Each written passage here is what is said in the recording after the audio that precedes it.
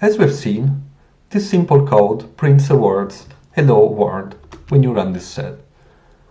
Let's now try to modify it so that it prints a personalized greeting.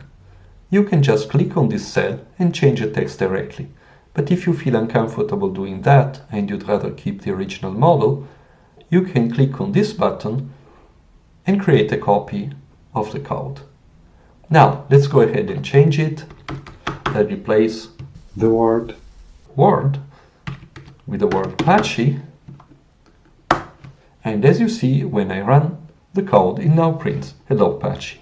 Now let's move a little step forward and try to add a second line to our message. For instance, I'll write, "How are you?" When I now run this cell, you will see the two lines printed one below the other. So what we've learned from this is that if we want Python to execute more than one command, we can just write them one below the other. The first command is not executed immediately when we write it.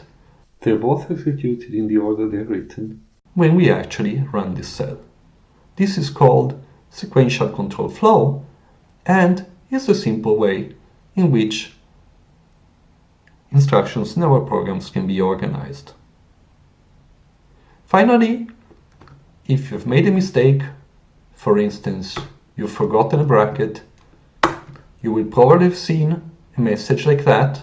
That's an error message from the interpreter. Don't panic, just go back, fix your code, and run it again.